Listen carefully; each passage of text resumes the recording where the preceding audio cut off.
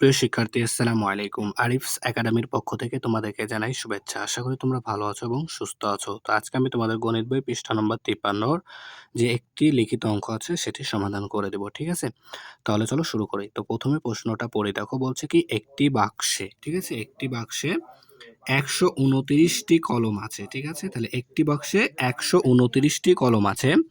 প্রত্যেককে ৩ টি করে কলম দেওয়া হলো। প্রত্যেককে মানে একজনকে ৩ টি করে কলম দেওয়া হলো। ঠিক আছে?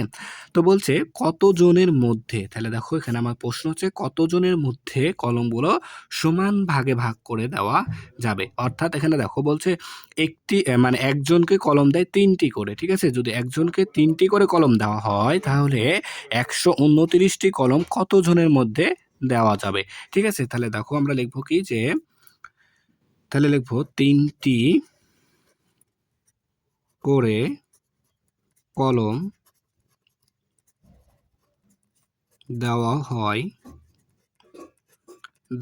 হয় সমান সমান একজনকে, তাই না? একজনকে, তাই না? তাহলে ৩ টি কলমই তো একজনা পায়। তাহলে এখন ১২৯ টি কলম কতজন পাবে? তাহলে ১০০ অতএব ১২৯ টি করে আচ্ছা কলম এখানে করে না লিখে কলম দেওয়া হয় সমান সমান ১২৯। তাহলে ২৯ ভাগ ৩, তাই না? ১২৯ ভাগ ৩ জনকে। তাহলে এখন যদি এটা আমরা ভাগ করি তাহলে কিন্তু আমাদের উত্তরটা চলে আসবে, তাই না? তাহলে দেখো ভাগ করি ৩ দ্বারা ১২৯ কে, তাই না? তাহলে ১২৯ কে।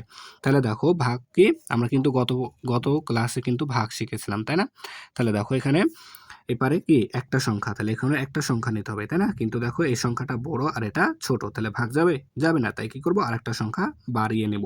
তাহলে এখন কত হলো? ১২। তাহলে ১২ কে ৩ দ্বারা ভাগ করতে হবে, তাই না? তাহলে ৩ এর ঘরের নামতা ১২ পর্যন্ত পড়ো দেখেও।